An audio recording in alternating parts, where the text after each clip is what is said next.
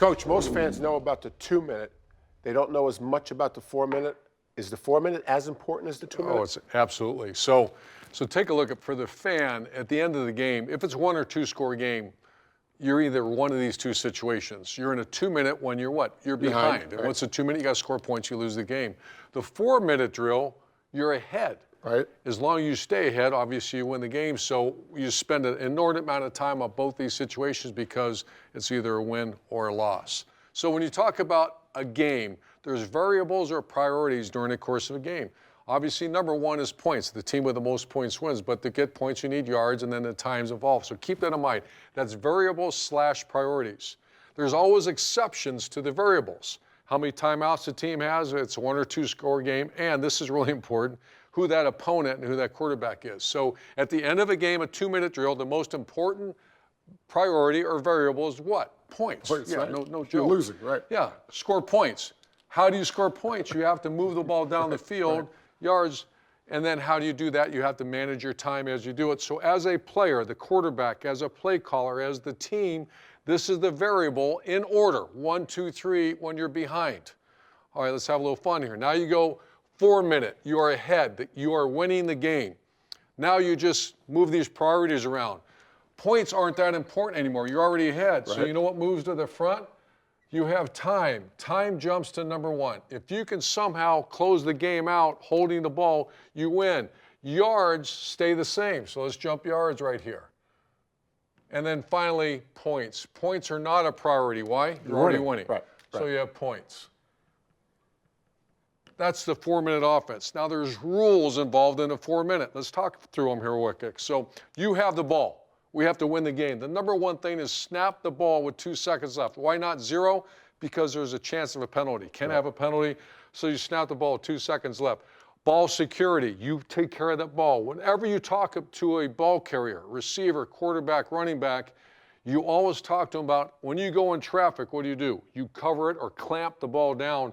You're clamped the whole time. Right. You cannot lose that ball. Stay in bounds, especially there's a rule now, 2 minutes. Within 2 minutes, the clock stops out of bounds, so stay in bounds.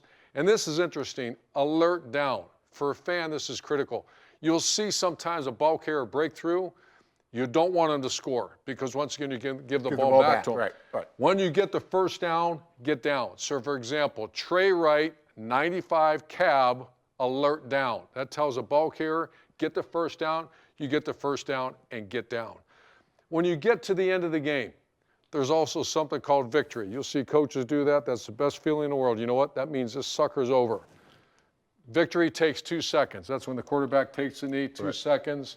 The lawn victory, that's a signal I used to give the quarterback. That means, and you tell the lineman, lawn victory, you hold on to the ball as long as you can, and you can eat up about 4 seconds.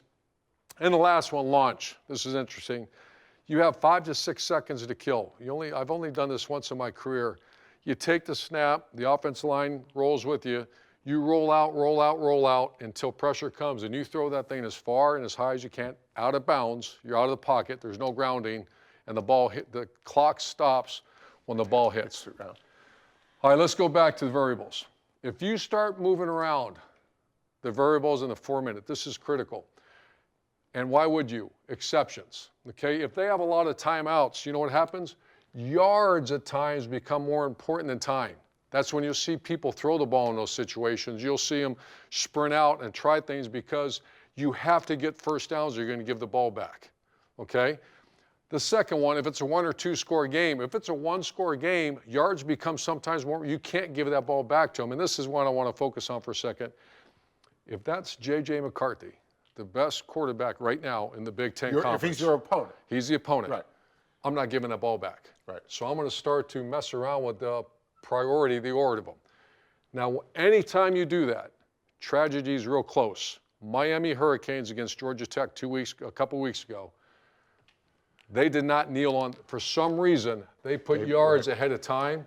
It was under 40 seconds. They didn't kneel on the ball. They handed the ball, no, we don't know why, to get more yards. The player fumbled. Georgia Tech went down on the last play of the game and won. That was a horrible situation for that Miami team.